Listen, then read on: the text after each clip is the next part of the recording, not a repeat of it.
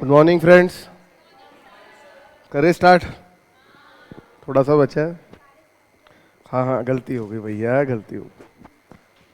चलता है ना, बारिश थी ना। अब ऐसे भी 7:30 को आया कौन था, सच्ची सच्ची बताना। अच्छा आए थे क्यों? नहीं, वो ये दोनों पंक्चुअल है, एकदम सबसे पंक्चुअल है क्लास में। नहीं नहीं, ये आ सकते हैं, ये दोनों पूरे पंक्चुअल। हाँ वो भी वो ये तीन। नहीं तुम नहीं, 3 जन पंक्चुअलिटी। 7 यानी 7, हाँ ये एक। 4 जने प्योर पंक्चुअल है। प्योर पंक्चुअल है ना।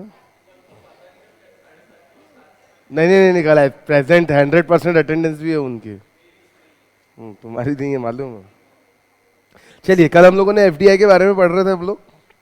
एफडीआई के साथ क्या बेनिफिट्स है, ये कल हम लोगों ने बहुत सारे बेनिफिट्स देखे थे। तो जो बेनिफिट्स रहेंगे तो नुकसान भी रहेंगे। तो एफडीआई के नुकसान क्या? सबसे पहला तो डोमेस्टिक इंडस्ट्री को तकलीफ हो जाती है एफडीआई के आने के कारण। फॉरेन वाले आते हैं और डोमेस्टिक इंडस्ट्री को तकलीफ। ये छोड़ के बाकी नुकसान बताओ। ये तो मुझे भी मालूम है, बाकी मालूम नहीं है। क्या नुकसान है एफडीआई के? हाँ वो डिप्लीट होते जा रहे हैं, वो इधर यूज करके मजे करते जा रहे हैं और हमारे आगे रिसोर्स डिप्लीट होते जा रहे हैं। पावर भी हमारा यूज कर रहा है, सब कुछ हमारा यूज कर रहा है। पोल्यूशन हमारे यहाँ पे हो रहा है, हमारा कोयला खत्म हो रहा है। बिल्कुल सही है। और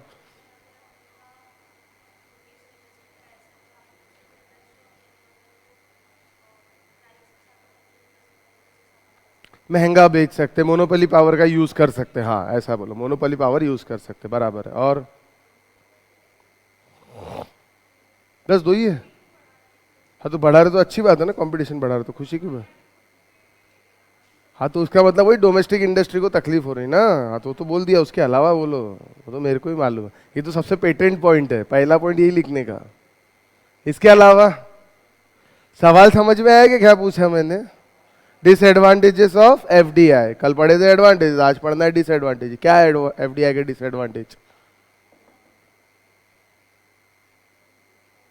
जाने दो, मत दो तकलीफ दिमाग को ज्यादा। एफडीआई लाइक, देखिए एफडीआई जो जनरली रहता है वो कैपिटल इंटेंसिव मेथड। जैसे फॉरेन वाले अपने आते हैं, दो तरह की कंट्री आपको बताए थे, कैपिटल अबंडेंट, लेबर अबंडेंट, ठीक है। ये जो कंट्रीज रहते हैं ये capital intensive method of production. What do you mean by capital intensive? जिस मेथड में कैपिटल लगता है, लेबर कम लगता है। और लेबर इंटेंसिव मेथड, जिस मेथड में लेबर ज्यादा लगता है, कैपिटल कम लगता है। आई बात समझ? आजकल हर तरह के कोई भी वर्क अगर आपको करना है तो दोनों मेथड्स अवेलेबल है। या तो लेबर लगा के काम करा लो, नहीं तो सीधा मशीन लगा लो, मशीन से काम करा लो, ठीक है। तो ये लोग जो रहते हैं ना, जनरली कौन सी मेथड यूज करते हैं? कैपिटल इंटेंसिव, मशीनरी लगा के काम फटाफट कराने की कोशिश करते हैं क्योंकि इनके पास टेक्नोलॉजी रहती है एफडीआई वाले। तो हम लोग जो सोच रहे थे हमारे कंट्री में लेबर बढ़ेंगे, मतलब एम्प्लॉयमेंट बढ़ेगा ऐसा वैसा, तो अगर इन्होंने कैपिटल इंटेंसिव मेथड लगा दी तो अनएम्प्लॉयमेंट प्रॉब्लम वैसा के वैसा रह जाएगा और पॉवर्टी प्रॉब्लम वैसी के वैसी रह जाएगी, उससे कुछ फर्क नहीं पड़ेगा। ये देखो, अगर लेबर अबंडेंट कंट्री में चले गए तो जो क्रूशियल प्रॉब्लम है पॉवर्टी और अनएम्प्लॉयमेंट, ये ऐसे के ऐसे रह जाएंगी, इसमें कुछ भी फर्क नहीं पड़ेगा, जो हम लोग एडवांटेज सोच रहे थे। तो इसलिए उन्होंने कौन सी टेक्निक यूज करना चाहिए? लेबर अबंडेंट वाली, ठीक है। जो हमारा कंट्री लेबर अबंडेंट है ना। दूसरा, मुझे एक बात बताओ, मक्खी तो वहीं जाएंगी जहाँ गुड़ पड़ा रहता है या शक्कर रहती है। अब ये एफडीआई वाले सैमसंग को अपनी इंडस्ट्री डालना है तो गढ़चिरौली में डालेंगे कि मुंबई जैसे एरिया के आसपास डालने को प्रेफर करेंगे? बराबर, मुंबई तो ऑलरेडी इंडस्ट्रियलाइज्ड एरिया है, ऑलरेडी वहाँ का डेवलपमेंट हो चुका है, ऑलरेडी वहाँ एम्प्लॉयमेंट प्रॉब्लम सॉल्व है। तो मुझे बताओ व्हाट इज बेटर, कौन से रीजन में डालना चाहिए इन्होंने? बैकवर्ड रीजन के अंदर। पर ये लोग क्या करते हैं, बैकवर्ड रीजन में नहीं डालते हैं, वही रीजन में डालते हैं जहाँ पे इंडस्ट्रियल एरिया है, ये सब कुछ है। तो इससे हमारे को तो जो फायदा होना चाहिए वो फायदा नहीं मिलता। जो हमारे बैकवर्ड रीजन है वो डेवलप नहीं होते हैं और मुंबई के अंदर क्राउड बढ़ते जाता है, जबरदस्ती पोल्यूशन बढ़ रहा, क्राउड बढ़ रहा, ये सारी चीजें बढ़ती जाती है। ओवर यूज, तो जो हमारी इनकम इनइक्वालिटी का प्रॉब्लम है ना, शहर वाले अमीर है, गांव वाले थोड़े गरीब है, तो इनकम इनइक्वालिटी का प्रॉब्लम सॉल्व नहीं होता। वो तो सॉल्व तब होगा जब गांव में फैक्ट्री डालेंगे बेचारे ये लोग, गांव वालों को एम्प्लॉयमेंट मिलेगा etcetera. Third point, domestic government को फायदा होता है कि नुकसान होता है?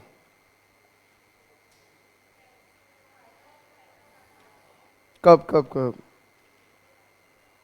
अगर देखिए आपको एफडीआई चाहिए, किसको? गवर्नमेंट को एफडीआई चाहिए। तो कई बार गवर्नमेंट स्कीम अनाउंस करती है, 5 साल का टैक्स हॉलीडे, 10 साल का टैक्स हॉलीडे, ये रीजन में डालो तो ऐसा, ये रीजन में डालो तो ऐसा। यस और नो? एफडीआई अट्रैक्ट करने के लिए 1 रुपए में जमीन देते हैं, ऐसे कई स्टेट गवर्नमेंट्स करते हैं कि हमारे स्टेट में इन्वेस्टमेंट बढ़ जाए। तो अगर ऐसा करेंगे तो जो आप टैक्स रेवेन्यू सोच रहे थे कि वो फॉरेन के कंपनी के आने से होगा, वो टैक्स रेवेन्यू होगा क्या? समझे मेरी बात? नहीं समझे? फॉरेन की कंपनी यहाँ आने वाली है और वो देख रही है कौन से स्टेट में इन्वेस्ट करूँ, और स्टेट गवर्नमेंट उसको इन्वेस्टमेंट के लिए अट्रैक्ट कर रही है। हम आपको 1 रुपए में ज़मीन देते हैं, तो ज़मीन फुकट की है जो 1 रुपए में दे रहे हैं? नहीं, नुकसान हुआ गवर्नमेंट का, ठीक है। उसके बाद 5 साल तक हम वहाँ पे टैक्स नहीं लगाएंगे। सीजीएसटी एसजीएसटी दो चीज़ होती है, एक एसजीएसटी तो स्टेट गवर्नमेंट का है ना, वो हिस्सा तो छोड़ा जा सकता है ना, हाँ कि ना? पहले तो चलो एक्साइज ड्यूटी वैट था, पूरा वैट माफ कर देते थे, पूरा उनके हाथ में था। कई बार सेंट्रल गवर्नमेंट भी अट्रैक्ट करती है। आपने सेक्शन 3580 पढ़ा होगा, बताया था मैंने आपको, इन्वेस्टमेंट लिंक टैक्स इंसेंटिव, कि अगर आप ये इन सब चीज़ों में इन्वेस्ट करोगे तो 5 साल का टैक्स हॉलीडे। तो मान लो कोई फॉरेन का हॉस्पिटल आता है, फॉरेन बहुत बड़ा हॉस्पिटल है, चेन है, वो इंडिया में आता है, इन्वेस्ट करता है, 5 साल के लिए टैक्स नहीं लगेगा, 100 बेड हॉस्पिटल अगर डालता है तो जो अपन सोच रहे थे एडवांटेजेस में कि एफडीआई के आने से टैक्स रेवेन्यू बढ़ेगा, गवर्नमेंट का बिजनेस बढ़ेगा, तो टैक्स ज़्यादा मिलेगा, तो अगर इस टाइप की स्कीम भी देते हैं तो टैक्स रेवेन्यू लूज होगा कि नहीं होगा? If the foreign corporation are able to secure incentive in the form of tax holiday, the host country loses the tax revenue. समझ आया? इसके बाद एक क्राउडिंग आउट नाम की चीज पढ़ाई थी मैंने आपको याद होगा। अब इसमें क्या होता है, ये लोग यहाँ पे आए, कहाँ पे? इंडिया में आए। इंडिया में आके इन्होंने अपना बिजनेस सेटअप किया। इनको बिजनेस सेटअप करने के लिए लोन लगा, इन्होंने लोन लिया, डिबेंचर इशू किए, बैंक से लिया, वॉटेवर। जब लोन की डिमांड बढ़ेगी, इंटरेस्ट रेट ऊपर जाएगा कि नीचे आएगा? बढ़ेगा।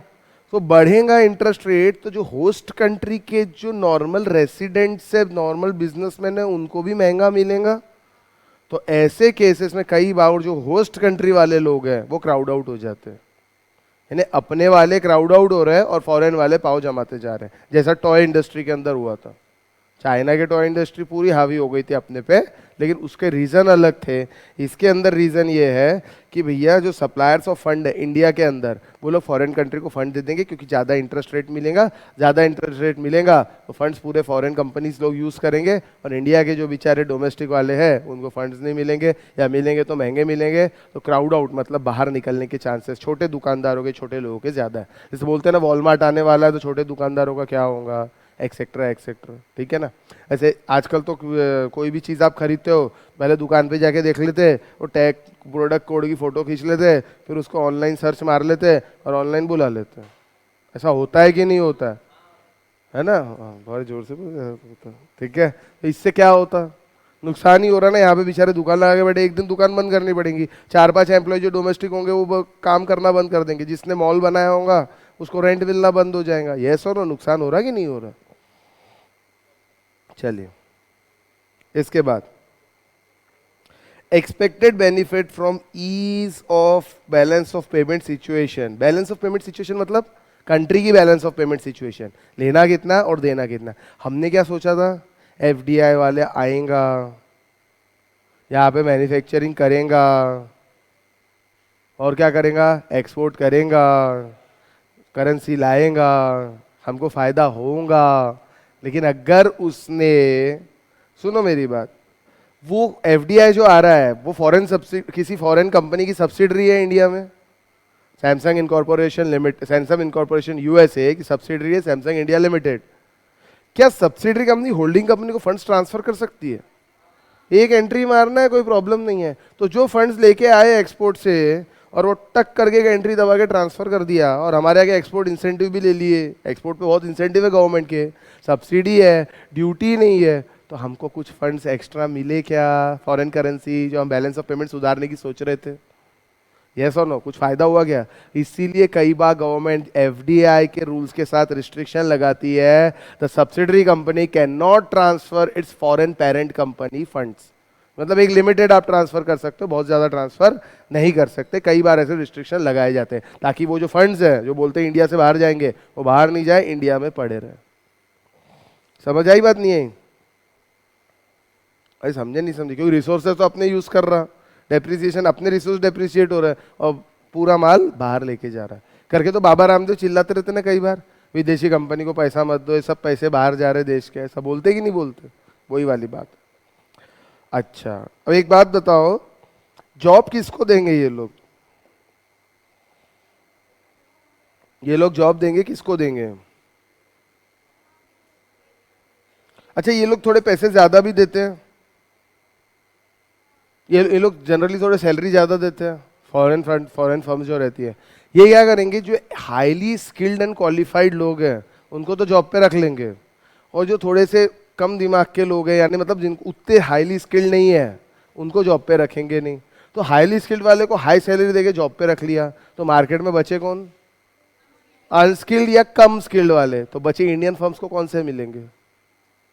अरे भाई, पूरा मलाई उन्होंने खा लिए, तो छाछ किसके लिए बची? अपने लिए बच गई ना। यस और नो? पूरे अच्छे अच्छे लेबर अगर उन्होंने हायर कर लिए ज़्यादा पैसे देके, वैसा ही होता है ना, मलाई निकालने का तो बचती है ना सब कुछ, ठीक है। तो और उसके बाद अपने लिए क्या बचेगा? कुछ नहीं, मलाई चली गई, अब क्या फ़ायदा, ठीक है। वो बहुत का 6 पॉइंट। अब ये इसमें तो 16 पॉइंट है, तो कोई भी 4-5 ध्यान रख लेना आपकी इच्छा के हिसाब से। समझ आई बात? Jobs that require expertise and entrepreneurial skill for creating decision making may generally be retained in home country, and therefore host country is left with routine management job that demand only lower level of skill and ability. The argument of possible human resource development and acquisition of new and native skills through FDI may not be realized in reality. सच्ची में ऐसा होगा नहीं भी हो सकता, दोनों चीजें हो भी सकता नहीं भी हो सकता, ठीक है। अच्छा, हाई प्रॉफिट ओरिएंटेशन रहता है इनका, कैसे क्या?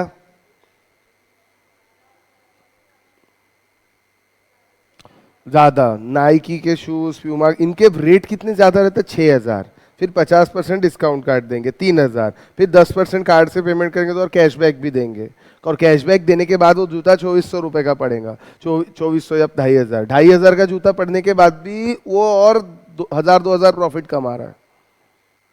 यानी कितना मार्जिन लगाते ये सोचो ये लोग।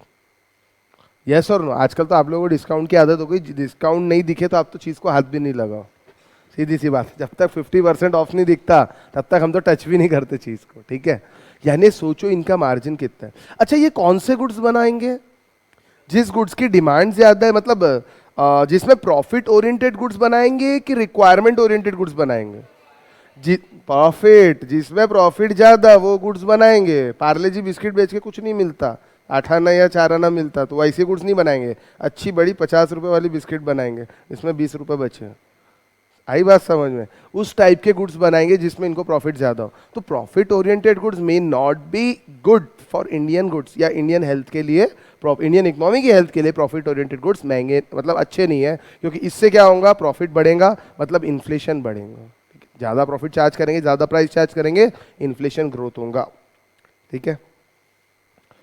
तो असेंशियल आइटम्स जो बनाने चाहिए उसका तो कंजम्पशन होगा नहीं, और नॉन असेंशियल लग्जरी की तरफ अपन बढ़ते जाएंगे। आजकल ऐसा ही हो रहा है, जिस चीज़ की ज़रूरत नहीं रहती वो भी हम लोग खरीद लेते हैं सेल्स डिस्काउंट के चक्कर में। बाय 3 गेट 2 फ्री, तो 5 खरीदना ही पड़ेगा, ज़रूरत 2 या 3 की है। येस और नो? जो चीज़ की ज़रूरत नहीं रहती वो भी हम खरीदते जा रहे हैं। We are moving not towards the basic necessity, we are going for luxuries. ये आदत किसने डाली? ये फॉरेन कंपनीज ने हमको आदत डाली। तो इससे हमारा सेविंग पैटर्न क्या होगा? सेविंग कम होगी कि नहीं? जब कंजम्पशन ज़्यादा हो जाएगा तो सेविंग कम हो जाएंगी, सेविंग कम होगी तो डोमेस्टिक इन्वेस्टमेंट कम होगा, इन्वेस्टमेंट कम होगा तो जो विशेष साइकिल ऑफ इकोनॉमी है वो कम घूमेंगी, यानी स्लो रेट से घूमेंगी। जितने रेट से ग्रोथ बढ़ना चाहिए उतने रेट से नहीं बढ़ेगा। क्या कई बार ये लोग एंटी इथिकल चल सकते हैं? हाँ, foreign entities are usually accused of being anti-ethical as they frequently resort to methods like aggressive advertising, anti-competitive practice, which would induce market distortion. Coca Cola का पहले एक ही प्रोडक्ट आता था, सिर्फ कोका कोला। आज Sprite, 7 up, Limca, Fanta, Mirinda और क्या क्या रहते हैं, स्लाइस या माजा में से एक, ये सब किसके प्रोडक्ट हैं? कोका। थम्सअप को भी कोका कोला ने खरीद लिया। Thums Up was only the Indian company, उस सबको कोका कोला ने खरीद लिया, यानी कॉम्पिटिशन खत्म हो गया। अब कोई भी ड्रिंक पी लो, किसका है? कोका कोला का। चलिए ठीक है, जो कोका कोला की क्वालिटी इंडिया में मिलती है उससे 100 गुना अच्छी कोका कोला की क्वालिटी यूएस में मिलती है। क्योंकि US FDA food and drug authority जो इंडिया का कोका कोला है उसको बैन करता है, क्योंकि इसके अंदर बहुत बीच में सुना होगा पेस्टिसाइड्स मिलते हैं, कई बार कैंसर कॉजिंग एजेंट्स इसके अंदर आपको मिलते हैं, वॉर्म्स वगैरह। तो यूएसए के अंदर जो क्वालिटी का कोक यहाँ बनता है वो क्वालिटी का कोक बैन है। और यूएसए के अंदर तो अच्छे अच्छे क्वालिटी, वो डाइट कोक वगैरह के बारे में भी कभी सुना होगा, उस टाइप के ही कोक बिकते हैं। और वहाँ पे जो कोका कोला बिकता है उसकी क्वालिटी डिफरेंट है दैट फ्रॉम इंडिया। यानी हमारे यहाँ सड़ी क्वालिटी बेच रहे हैं, वहाँ पे अच्छी क्वालिटी सप्लाई कर रहे हो। यस और नो? तो ये प्रॉब्लम सबसे ज्यादा होती है। ठीक है, एक और चीज़ है इसके अंदर, देखिए वही पॉइंट को थोड़ा बढ़ा के दिया। मैं आपको इसका एग्जांपल बताता हूँ बेस्ट 9 पॉइंट का। हिंदुस्तान यूनिलीवर लिमिटेड और नेस्ले, दो कंपनी का नाम तो आपने सुना होगा, फॉरेन कंपनीज है दोनों भी। Hindustan Unilever is only the नाम ही हिंदुस्तान है, बाकी पूरी फॉरेन फर्म है। It's only a marketing company, और मैन्युफैक्चरिंग करवाती है, प्रॉफिट लगाती है और बेच देती है। क्या ये दोनों फर्म जब से है, इनका कोई बड़ा कॉम्पिटिटर पतंजलि के अलावा, पतंजलि तो अभी अभी आया, इनके पहले इनका कोई कॉम्पिटिटर था? यानी जो चाहे करते थे ये लोग, जो रेट चाहे लेते थे। यस और नो? पूरी तरह से इन्होंने कंपटीशन को कट करके रखा था, किसी को खड़े ही होने नहीं दिया। इतनी एडवर्टीजमेंट करते थे, इतना ज्यादा ब्रांडिंग होती थी, ब्रांड एम्बेसडर इनके एक से एक। हिंदुस्तान यूनिलीवर के ब्रांड एम्बेसडर बड़े बड़े, नेस्ले के ब्रांड एम्बेसडर एकदम बड़े। तो इतनी ज़्यादा ब्रांडिंग करते थे प्रोडक्ट्स की, इतना ज़्यादा उसकी एडवर्टीजमेंट करते थे कि कोई मतलब एक मोनोपोली की सिचुएशन क्रिएट करते थे। और आप लोगों ने पढ़ा होगा मोनोपोली यानी अगेन सिंगल सेलर। तो मोनोपोली सिचुएशन होती है तो इकोनॉमी के लिए अच्छी है कि बेकार है? बेकार है, क्योंकि कंपटीशन कम हो जाता है। कंपटीशन कम तो इन्फ्लेशन हाई। ठीक है, large foreign firms with deep pockets may undercut competitive local industry because of various advantages such as technology processed by it, and may even drive out domestic firm from the industry, resulting in serious problem of displacement of labor. Foreign firms may also exercise high degree of market power and exist as monopolist with all the accompanying disadvantages of monopoly. The high growth of wages in foreign corporation can influence similar escalation of domestic corporation, which will not able to cover the increase with growth of productivity. मतलब क्या हुआ? Foreign firms वाले हम wages ज़्यादा दे रहे हैं, तो ये डोमेस्टिक फर्म से भी लोग वेजेस ज़्यादा डिमांड करेंगे, और नहीं दिया तो लेबर डिस्प्लेसमेंट होगा, इंडियन फर्म से जाके फॉरेन फर्म के अंदर काम करेगा। और इस कारण से अगर बढ़ा के भी वेजेस दिया तो भी प्रॉब्लम होती है। अगर उतना प्रोडक्शन नहीं हुआ तो जो डोमेस्टिक इंडस्ट्री है उसका नुकसान होता है। Domestic industry learns into the losses. ठीक है, इसके बाद this result in decreasing competitiveness of domestic industry, domestic company, which might prove detrimental to long term interest of industrial development of the host country. एक और चीज है, FDI usually involves domestic companies offshoring or shifting jobs and operation abroad in pursuing of lower operating cost and consequent higher profit। ये क्या होता है? जैसे आपको मालूम है इंडिया के अंदर रूल्स एंड रेगुलेशंस बहुत है, लेबर बहुत महंगा है अपने यहाँ पे, और हमारी मांगे पूरी करो कुछ ना कुछ चलता रहता है। तो कई सारी इंडियन इंडस्ट्रीज चाइना जाके शिफ्ट हो गई। क्यों? कई सारी इंडियन इंडस्ट्रीज चाइना जाके शिफ्ट हो गई है। चाइना में मैन्युफैक्चरिंग करते हैं और वहीं से मैन्युफैक्चर करके इंडिया में बेचते हैं। चाइना में मैन्युफैक्चरिंग सस्ती क्यों है? मैंने आपको बताया था, वहाँ गवर्नमेंट ने सब कुछ बना के रखा है ऑलरेडी। जैसे आपको टीवी बनाना है तो टीवी के लिए जितने मशीनरीज चाहिए, लेबर्स चाहिए, सब ऑलरेडी है। आपको 8 घंटे 16 घंटे या 24 घंटे की शिफ्ट ले लो और टीवी बनाओ, और जितने टीवी आपको ज़रूरत है बनाने के लिए उतने बना के निकल जाओ। गवर्नमेंट को नॉमिनल जो रेंट है वो दे दीजिए। और यहाँ टीवी बनाना है तो क्या करना पड़ेगा? पूरी ज़मीन खरीदनी पड़ेगी, मशीनरी लगानी पड़ेगी, बैंक से लोन लेना पड़ेगा, सब कुछ 2-3 साल का काम है। चाइना में अगर टीवी बनाएंगे तो 2-3 साल में तो कम से कम 300-400 बार टीवी बना के बेच भी देगा वो, कई गुना। ठीक है, और यहाँ चलेगा कि नहीं चलेगा गारंटी नहीं है। और वहाँ नहीं चला तो पहली बार में कान पकड़ के बंद कर देगा, सिंपल। जाए ज़्यादा कितने 2000 टीवी बनाए होंगे, बिके तो ठीक, नहीं तो जयराम जी की, और क्या होगा? यस और नो? तो चाइना के अंदर इसीलिए कई सारे इंडिया से लोग, इंडियन कंपनी चाइना में शिफ्ट हो गई। गवर्नमेंट के पहले बहुत स्ट्रिंजेंट रूल्स एंड रेगुलेशन थे, अभी तो ठीक है, धीरे धीरे अपन लिबरलाइज होते जा रहे हैं, पहले ऐसा नहीं था लेकिन। तो इसीलिए डोमेस्टिक कंपनी जहाँ कॉस्ट कटिंग है, जहाँ सस्ता पड़ रहा है, वहाँ चले जाती, ऑफशोरिंग हो जाती है और जॉब शिफ्ट हो जाते हैं, ठीक है। यानी यहाँ के लोगों को निकाल के वहाँ के लोगों को हायर कर लिया जाता है। तो ये एम्प्लॉयमेंट लेवल के लिए हमारे होम कंट्री का, सॉरी, हमारे लिए बड़ा डिटियोर, बहुत बेकार है, मतलब क्या बोलते हैं, डिलीटरियस बोल सकते हैं अपन इसको। अच्छा, हमारे यहाँ पे लोअर लेबर स्टैंडर्ड है कि हाई लेबर स्टैंडर्ड है? और एनवायरमेंटल स्टैंडर्ड कैसे? लोअर। हम तो कितना भी पोल्यूशन कर सकते, कितना भी वाटर में वेस्ट मिला सकते। तो ये सब चीज़ों का फॉरेन वाले फ़ायदा उठाएंगे कि नहीं उठाएंगे? वो आके फ़ायदा उठा के और पोल्यूशन करेंगे कि नहीं, हम तो नेचर के तरफ है, नेचर की तरफ ध्यान देते, पोल्यूशन कंट्रोल इक्विपमेंट लगाएंगे, ऐसा करेंगे क्या वो लोग? नहीं, कुछ भी नहीं करेंगे। उनको मालूम है यहाँ स्टैंडर्ड्स ही नहीं है, तो और पोल्यूशन करो, ठीक है। अच्छा, एक चीज़ और, 12th point. At the times, there is potential national security consideration involved when foreign firms function in the territory of the host country, especially when acute hostilities prevail. India Pakistan के अंदर हमेशा कुछ ना कुछ चलता रहता है।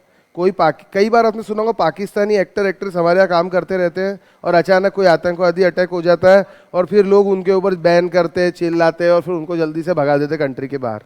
तो अगर कोई बेचारा एफडीआई यहाँ लेकर आया, अपनी इंडस्ट्री चला रहा है पाकिस्तान वाला फॉर एग्जांपल, और इंडिया पाकिस्तान में वॉर हो जाता है, तो उसकी बैंड बज जाएंगी कि नहीं बजेंगी? वो इंडस्ट्री, लोग उसको पत्थर मारेंगे कि नहीं मारेंगे? जैसे कुछ होता है पाकिस्तान एम्बेसी जाके लोग पत्थर मारना स्टार्ट कर देते हैं, ठीक है। तो जो भी पाकिस्तानी इंडस्ट्री रहेंगी उसको भी पत्थर मारेंगे कि नहीं, ठीक है। बस वो वाली बात है। 12th, 13th। अच्छा, ये क्या होता है? ये तो आपको मालूम है, मतलब 13th के अंदर ऐसा है कि अपने जो होम कंट्रीज है, कई बार एक्सपोर्ट करने के कारण प्राइस इंडिया में कट हो जाता है, product out of the market हो जाते हैं, उसके बारे में लिखा है, देखते हैं।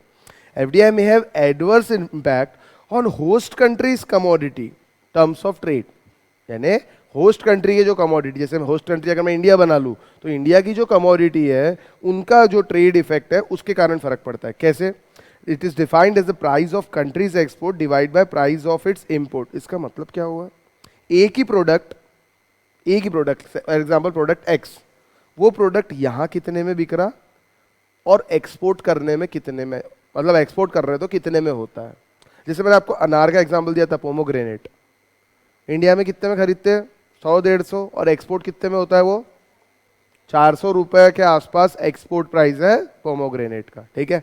वही है ये, defined as price of country's export divide by price of its import, ठीक है। अनार तो हम कैसे, हम इंपोर्ट नहीं करते, लेकिन यहाँ हम प्रोडक्ट कंपैरिजन कर रहे हैं। कुछ प्रोडक्ट इंपोर्ट अगर होता है तो कितने में बढ़ता है, और एक्सपोर्ट करते हैं तो कितने में बढ़ते हैं। This could occur if investment go into production of export goods and country is a large country in the sale of its export, thus increase export drive out price of export relative to price of import। समझ आई ये बात? नहीं? अरे बताता ना, चिंता क्यों कर रहे हो? देखिए, होस्ट कंट्री की जो ट्रेडिंग है, अगर आप इंटरनेशनल ट्रेडिंग की बात करो तो इंपोर्ट एक्सपोर्ट दो चीजें होती है, ठीक है। अगर एफडीआई आता है, एफडीआई इंडिया के अंदर आता है, सबसे पहले ब्रैकेट एक बार पढ़ लो। जो आप adverse impact of host country commodity की बात कर रहे हैं ना, उसकी डेफिनेशन है price of country's export divided by price of its import. इसका मतलब क्या हुआ? कोई भी प्रोडक्ट पकड़ लो, एक्स नाम का, वाई नाम का, वो चीज आप कितने में एक्सपोर्ट करते हो, यानी अपने यहां बना के एक्सपोर्ट किया, और वही चीज अगर आप खुद नहीं बनाते हो तो आप इंपोर्ट करोगे, तो आप कितने में इंपोर्ट करोगे? आई बात समझ में? मुझे बताओ, अगर सस्ते में इंपोर्ट कर रहे होंगे तो यहां बनाओगे क्या? नहीं। और अगर महंगे में इंपोर्ट कर रहे होंगे तो बनाओगे। बराबर है? चलो अब ध्यान से सुनना। अगर एफडीआई यहां पे आ गया, ठीक है, आप लोग अभी तक कम में इंपोर्ट कर रहे थे, अब एफडीआई ने यहां पे प्रोडक्शन बढ़ा दिया, कॉस्ट थोड़ी सी कम हो गई, आप लोगों ने डोमेस्टिक खरीदना स्टार्ट कर दिया क्योंकि सस्ता हो गया। लेकिन वो एफडीआई वाला, चूंकि वो एक्सपोर्ट ओरिएंटेड प्रोडक्ट है, आपको ना बेच के थोड़ा महंगा एक्सपोर्ट करना स्टार्ट कर देगा। जैसे पोमोग्रेनेट, आपको पहले बेचेंगे कि एक्सपोर्ट पहले करेंगे? ऑब्वियसली एक्सपोर्ट पहले करेंगे। एक्सपोर्ट करना स्टार्ट कर दिया, तो यहाँ प्राइस बढ़ेगा कि नहीं बढ़ेगा उस पर्टिकुलर कमोडिटी का? तो ये एडवर्स इफेक्ट है। जैसे अनार की कभी शॉर्टेज रहती है तो पहले एक्सपोर्ट हो जाता है, कई बार अनार आपने देखा होगा 150 से 200 तक भी जाती है, ठीक है, और कई बार 60-70 में भी मिलती है, ठीक है। तो ये रीजन है, जब एक्सपोर्ट कंप्लीट हो जाता, बहुत ज्यादा बच गया तो 60-70 में दे दो, और थोड़ा सा बचा है तो फिर ये 150, 120 जो रेट देना है ले सकते हैं। देख लो ना, 10 इंक्रीज्ड एक्सपोर्ट, अगर एक्सपोर्ट बहुत ज्यादा बढ़ जाएंगे तो एक्सपोर्ट प्राइस जो है वो ड्राइव आउट हो जाएगा relative to price of import, यानी बहुत महंगा हो जाएगा। FDI is also held responsible for many ruthless exploitation of natural resources and possible environmental damage. फालतू पॉइंट है। 15th, with substantial FDI in developing countries, there is strong possibility of emergence of dual economy with the developed foreign sector and underdeveloped domestic sector. सही बात है। अगर आप पूरा ही सब कुछ डोमेस्टिक इंडस्ट्री की तरफ ध्यान ही नहीं दे रहे, सब कुछ आप फॉरेन इंडस्ट्री की तरफ ध्यान दे रहे हैं, एफडीआई एफडीआई एफडीआई, और दो इकोनॉमी हो जाएंगी। एक फॉरेन सेक्टर चलेगा पूरा, फॉरेन कंपनीज लाइन से रहेंगी, और दूसरा रहेंगी आपकी डोमेस्टिक कंपनीज। तो फॉरेन कंपनीज तो डेवलप्ड रहेंगी, लेकिन डोमेस्टिक कंपनी आपकी अंडर डेवलप्ड रह जाएंगी। दैट मीन्स एफडीआई उसी सेक्टर में अलाउड करो जिस सेक्टर में डोमेस्टिक इंडस्ट्रीज वर्क नहीं कर रही है। हर सेक्टर में आप एफडीआई अलाउड मत करो, ठीक है। धीरे धीरे गवर्नमेंट बढ़ाती जा रही है, वो चीज अलग है। 16th, perhaps the most disturbing of the various charges levied against FDI is that large foreign investment sector can exert excessive control of power in variety of ways, so that there is potential loss of control by host country over domestic policies, and therefore the less developed host country's sovereignty is put at risk. Mighty multinational firms may often criticized of corruption issues, unduly influencing policy making, and evasion of corporate social responsibility. Corporate social responsibility मालूम है क्या होता है? CSR। ये लोग इस चीज़ पे ये लोग ध्यान नहीं देते, और पूरा के पूरा हमारी डोमेस्टिक इंडस्ट्रीज को, यानी हमारी गवर्नमेंट को भी कंट्रोल कर लेते हैं बड़े बड़े foreign companies. Example is China controlling Sri Lanka. Chinese industry सबसे ज्यादा श्रीलंका में है। आपको एक चीज मालूम है, चाइना पूरे इंडिया को घेर रहा है। उसने पाकिस्तान के अंदर मतलब क्या होता है, चाइना लोन देता है, जैसे श्रीलंका को लोन दिया, पाकिस्तान को दिया, म्यांमार को दिया, नेपाल को दिया, और वो जो मॉर्गेज कर लेता है, जो भी इंडिया के आसपास जो इंडिया बॉर्डर्स को लगी हुई जगह है ना, वो सब मॉर्गेज करवा लेता है। अब बाद में वो कंट्री लोन रीपे नहीं कर पाता, तो वो जगह किसकी हो जाती है? चाइना की। श्रीलंका के जितने भी सी पोर्ट्स हैं बड़े बड़े, वो सब चाइना ने अपने कब्जे में ले लिए। पाकिस्तान के भी सी पोर्ट्स उसने अपने कब्जे में ले लिए। दैट मीन्स अगर कुछ इंडिया से कम ज़्यादा होता है तो चाइना इंडिया को तीनों साइड से अटैक कर सकता है। एक साइड तो खुद ही बैठा है, एक साइड श्रीलंका वाला, और एक साइड पाकिस्तान तो वैसे भी तैयार है उसको। अरे श्रीलंका अपने साइड है, लेकिन श्रीलंका की जो जगह है वो तो चाइना की है ना। श्रीलंका ने लोन लिया, जगह मॉर्गेज कर दिया, लोन रीपे नहीं कर पाया, तो जगह किसकी हो गई? चाइना की। ये एक बड़ी प्रॉब्लम रहती है, ठीक है। वैसे ऐसी प्रॉब्लम एफडीआई से नहीं आती है। एफडीआई वाले, मेरा ये कहना है कि बहुत सारी एफडीआई फॉरेन कंपनीज आ जाएंगी तो काफी हद तक गवर्नमेंट पे प्रेशर लगाती है और गवर्नमेंट को इन्फ्लुएंस करने की भी ताकत रखती है। ये इसका मतलब है इस पॉइंट का, यानी डोमेस्टिक पॉलिसी से कोई मतलब नहीं है, पूरी की पूरी होस्ट कंट्री के अंदर फॉरेन पॉलिसी चलती है। फिर कुछ और एग्जाम्पल दिए हैं, आप लोग इस पे रोक कैसे लगा सकते हैं? ये जो एफडीआई के एडवांटेजेस, इनको कम कैसे करोगे? रेस्ट्रिक्शन। देखिए, domestic content requirement on inputs. Mercedes आके बना रही कार, तो आप बोल दो कि 40% इंडियन गुड्स लगाने पड़ेंगे। जैसे रफेल के अंदर सर्विसिंग की कहाँ बात हुई है? रफेल डील के बारे में सुना है? वो रफेल डील के अंदर जो चॉपर्स इंडिया में आने वाले हैं, उसकी जो सर्विस है, उसका काम डेसॉल्ट नाम की कंपनी को दिया, जो अनिल अंबानी को बिलोंग करती है। ऐसा कुछ तो भी सुना होगा ना आप लोगों ने, एग्जैक्टली मुझे भी नहीं पता। तो अनिल, उसके अलावा और भी 28 कंपनी को वो काम दिया हुआ है। दैट मीन्स ये है domestic requirement, domestic content requirement, मतलब बना के आप भेजो, सर्विस यहाँ पे होंगी, ठीक है। तो इंडियन इंडस्ट्रीज को भी कुछ फायदा मिलेगा। जैसे मर्सिडीज के अंदर 40% आप 60% आप इंपोर्टेड कंटेंट लगा सकते हो, 40% आपको इंडिया से ही खरीदना पड़ेगा वैल्यू का। तो एक 40 लाख की मर्सिडीज बिकेंगी तो 16 लाख के गुड्स किसके लगेंगे? इंडियन इंडस्ट्रीज के मैन्युफैक्चर किए हुए लगेंगे। रिजर्वेशन ऑफ सर्टन की सेक्टर टू डोमेस्टिक फर्म। कई सारे की सेक्टर्स है जिसके अंदर एफडीआई अलाउड नहीं है, ये आगे हम पढ़ने वाले हैं। Minimum requirement of minimum percentage of local employees, कोई भी आएगा एफडीआई मतलब इन्वेस्ट करेगा तो भैया इतना परसेंट आपको लोकल एम्प्लॉय को काम देना पड़ेगा। सीलिंग और रिपार्टीशन ऑफ प्रॉफिट, रिपार्टीशन मतलब मैंने बताया था ना, सैमसंग इनकॉर्पोरेशन ने यहाँ पैसा कमा के एक बटन से सैमसंग इंडिया लिमिटेड ने यहाँ पैसा कमा के सैमसंग इनकॉर्पोरेशन को अगर भेज दिया तो अपने पास पैसा रहा क्या? जो हम सोच रहे थे हमारी बैलेंस ऑफ पेमेंट सिचुएशन सुधरेंगी, कहाँ सुधरेंगी? इसलिए बोलते हैं रिपार्टीशन ऑफ प्रॉफिट पे रेस्ट्रिक्शन लगाना। रिपार्टीशन मतलब वापस यहाँ से कमा के वहाँ भेज देना, ठीक है, ये होता है, इस पे सीलिंग लिमिट लगाना। लोकल सोर्सिंग रिक्वायरमेंट भी इसी का की पॉइंट है। लोकल सोर्सिंग मतलब आपको लोकल से प्रोडक्ट खरीदना पड़ेगा, एटलीस्ट इतना रिक्वायरमेंट आपके प्रोडक्ट के कंटेंट में लोकल कंटेंट होना चाहिए, लोकल यानी इंडिया से लिया हुआ। स्टिपुलेशन ऑफ फुल और partial export of output to earn scarce foreign exchange, यानी आप जो भी प्रोड्यूस करोगे उसका कुछ हिस्सा आपको एक्सपोर्ट करना पड़ेगा, या फुल या कुछ हिस्सा। गवर्नमेंट इस पर रिस्ट्रिक्शन लगाएंगी कि भैया हमारे आप एक्सपोर्ट करोगे तो हमारे पास फॉरेन एक्सचेंज आएगा, स्केयर फॉरेन एक्सचेंज, ठीक है। ये सारे रास्ते हैं जिससे आप थोड़ा एफडीआई के नुकसान को फायदे में बदलने की कोशिश कर सकते हो, कर सकते हो। सिक्स्थ वाला यानी ये ना, आपके यहाँ पे सैमसंग इंडस्ट्री कोई भी XYZ इंडस्ट्रीज इंडिया में आके बिजनेस कर रही है, ठीक है। अब वो बिजनेस कर रही है, वो बोल के आई थी, आपने उसको EOU सुना, एक्सपोर्ट ओरिएंटेड अंडरटेकिंग, या SEZ के अंदर जगह ले ली उसने आपसे गवर्नमेंट से सस्ते में। SEZ गवर्नमेंट क्यों बनाती? ताकि वो वहाँ पे बिजनेस करे और काफ़ी सारा प्रोडक्ट एक्सपोर्ट करे, ठीक है, एक्सपोर्ट ओरिएंटेड। क्यों? फॉरेन एक्सचेंज आता हमारे पास। अब वो आके क्या कर रही है, इंडिया में ही बेच रही सब कुछ, के गुड्स पूरा इंडिया में बिक रहा है और अच्छे मार्जिन में बिक रहा है, तो एक्सपोर्ट क्यों करेंगे? इसीलिए रिस्ट्रिक्शन लगाओ कि आप जितना भी प्रोड्यूस करोगे उसका एटलीस्ट 30, 40, 50% आपको एक्सपोर्ट करना पड़ेगा। तो एक्सपोर्ट अगर करेंगे तो उससे क्या होगा, इंडिया में फॉरेन एक्सचेंज आएगा। और सुनना ध्यान से, फॉरेन एक्सचेंज आने के बाद फोर्थ पॉइंट देखो, सीलिंग ऑन रिपार्टीशन ऑफ प्रॉफिट। रिपार्टीशन मतलब प्रॉफिट यहां कमा के वापस भेज नहीं सकते वहां पे, ठीक है, दोनों रिस्ट्रिक्शन एक साथ लगाना पड़ेगा, समझा? आगे चलें। अब इंडिया के अंदर क्या हुआ, एफडीआई कैसे क्या हुआ, देखिए कुछ डेटाज लिखे हैं। 5th point, 6th point, 7th point useless है, सिर्फ पढ़ने तक के, ठीक है, एक बार पढ़ लेंगे, सिर्फ डेटा लिखा हुआ, ठीक है। चलिए पहले थोड़ा पढ़ते हैं। Excessive control impose by government severely restricted the inflow of foreign capital to India. Starting में ऐसा ही हुआ था, लिबरलाइजेशन आने के पहले हमारे यहाँ बहुत कंट्रोल से, तो एफडीआई इंडिया के अंदर कभी नहीं आया।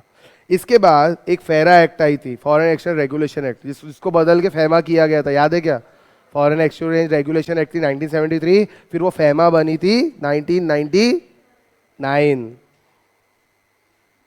पढ़ाया था मैंने, मेरे को याद है। The enactment of Foreign Exchange Regulation Act 1973 consolidate the regulatory framework for stipulation of up to 40% of foreign equity holding in a joint venture। इतना अलाउड किया गया 1973 में, लेकिन उससे काम नहीं बना।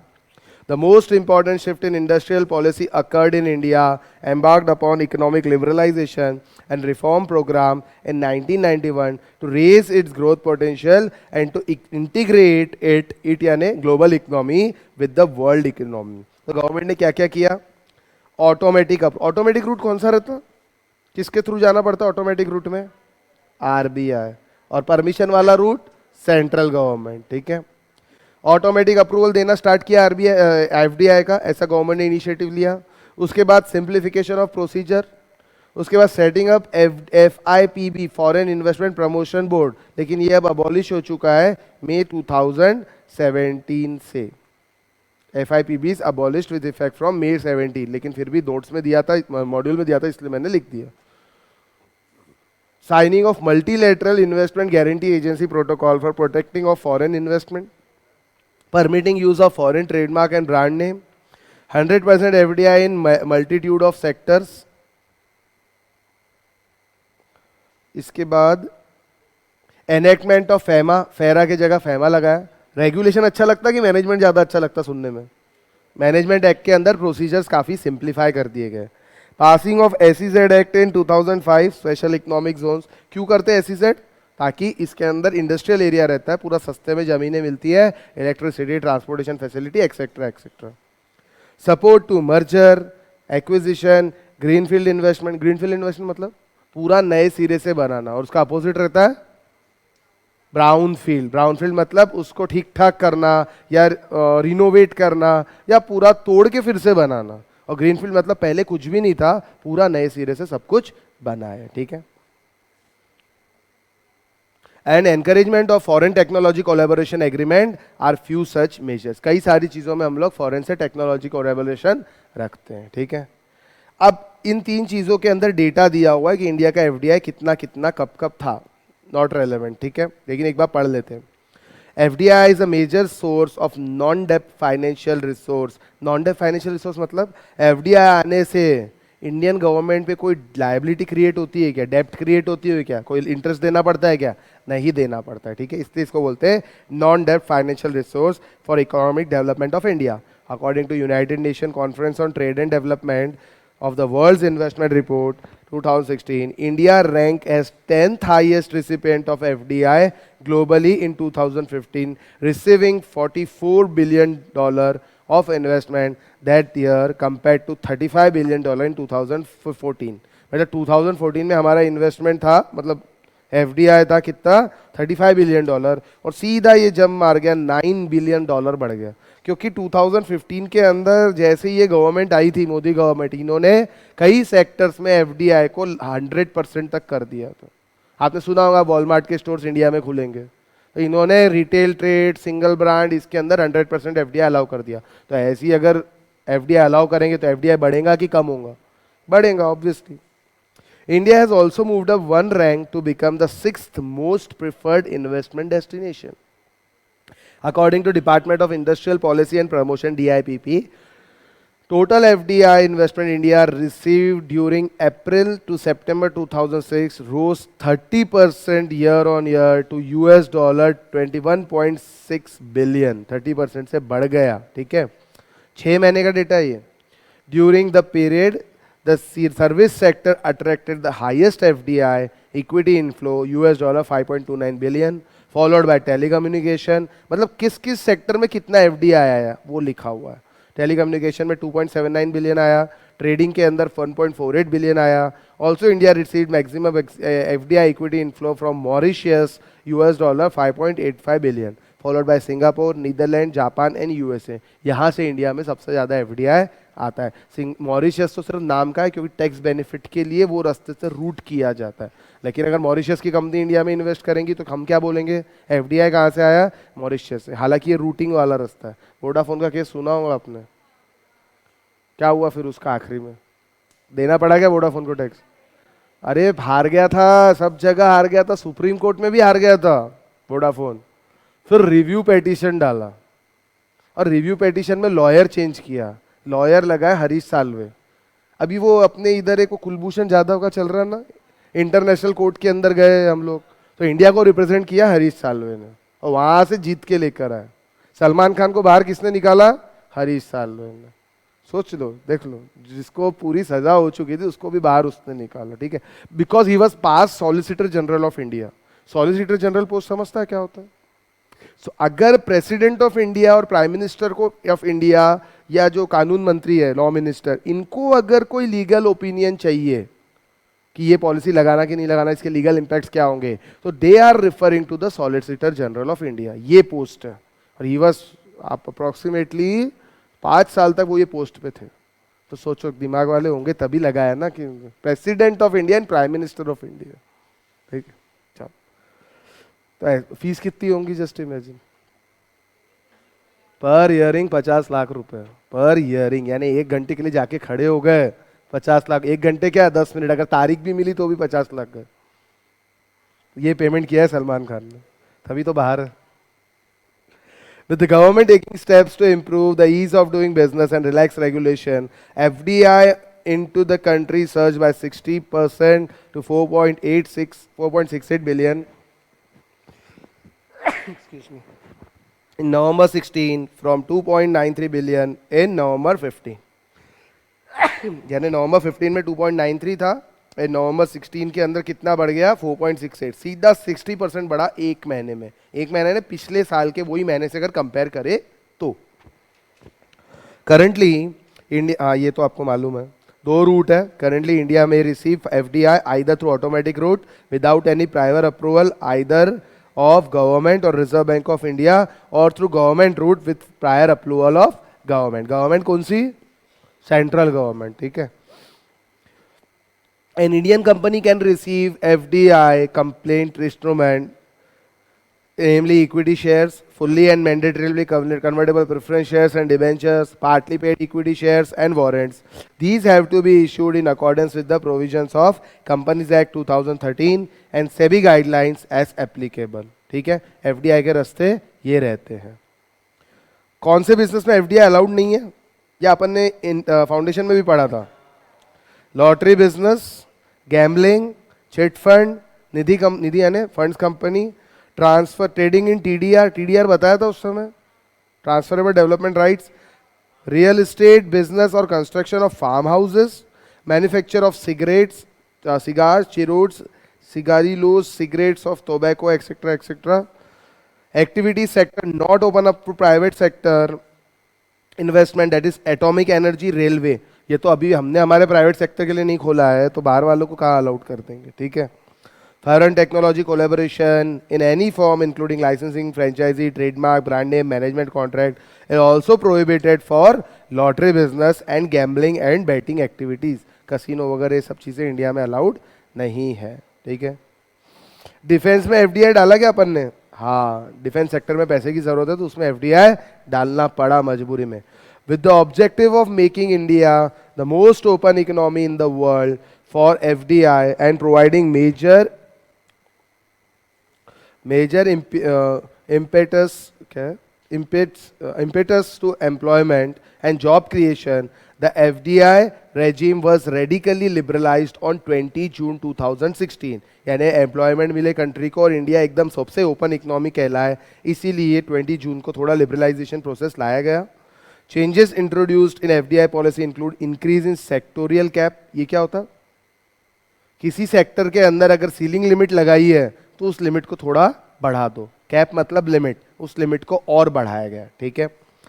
Changes introduced in FDI increase in sectoral cap, bringing more activity अंदर ऑटोमेटिक रूट। देखिए परमिशन लेने में थोड़ा टाइम लगेगा, ऑटोमेटिक रूट में जल्दी आ सकते हैं, तो उसमें एक्टिविटीज जो भी बिजनेसेस है वो बढ़ाए गए कि भैया इनको परमिशन वाले रूट से हटा के ऑटोमेटिक रूट के अंदर डाल दिया, ठीक है।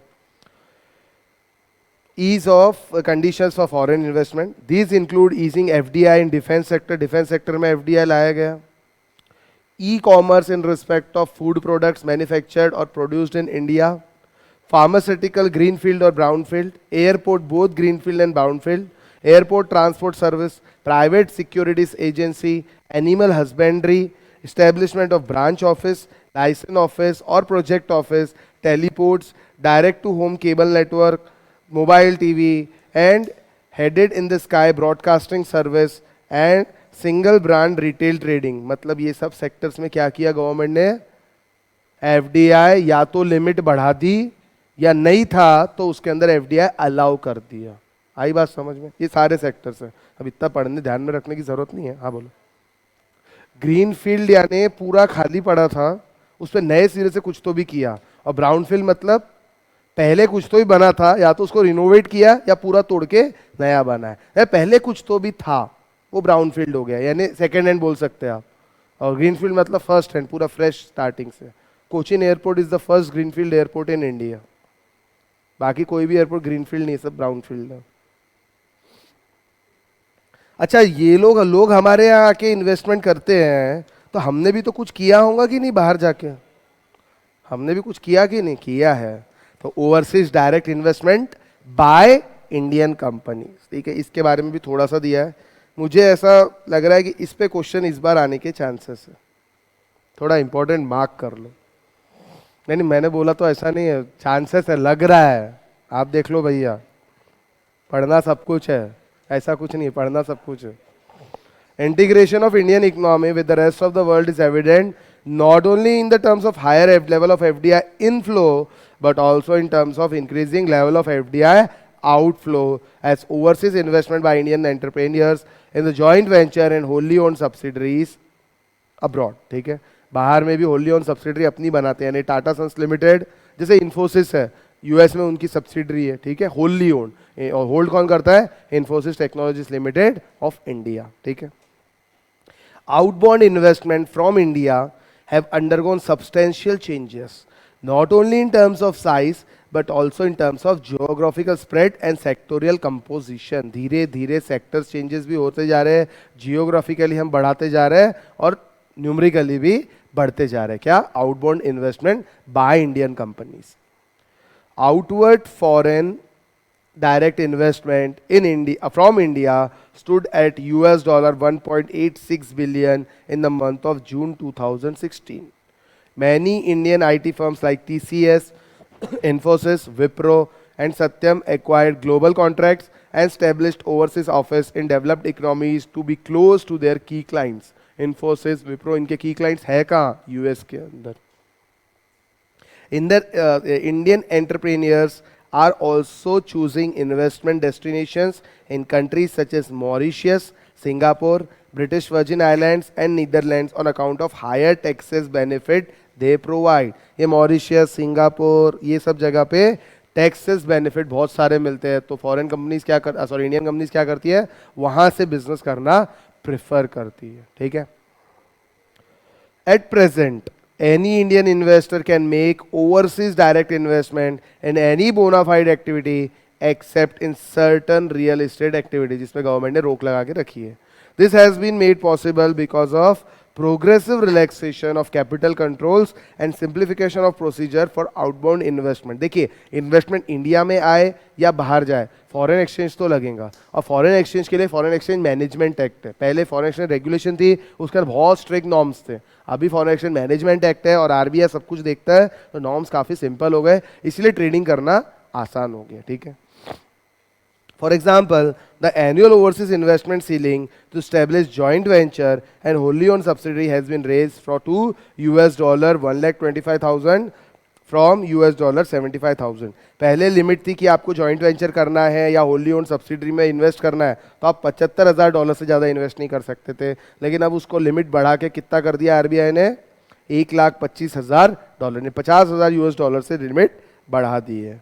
The RBI has also relaxed norms for foreign investment by Indian corporate by raising their borrowing limit. Borrowing limit मतलब कौन सी borrowing limit? Foreign exchange borrowing की यहां से बोरोइंग? फॉरेन फंड्स, देखिए आप फॉरेन में इन्वेस्ट कर रहे हो तो वहां की बैंक से बोरो करोगे कि नहीं करोगे? तो वो बोरोइंग लिमिट यानी एक्सटर्नल कमर्शियल बोरोइंग लिमिट भी बढ़ा दी है आरबीआई ने। नहीं तो ये फॉरेन, जियो कितना भी लोन ले सकता था क्या बाहर से? परमिशन लेनी पड़ती है। फॉरेन एक्सचेंज इंडिया में आ रहा है तो इतना आना चाहिए, आरबीआई रेगुलेट करता है उस चीज को कि इससे ज्यादा आप नहीं ला सकते कंट्री के अंदर, ठीक है। सब चीजें देख के काम होता है। समझ में आया ये पार्ट? किसी को कोई डाउट है?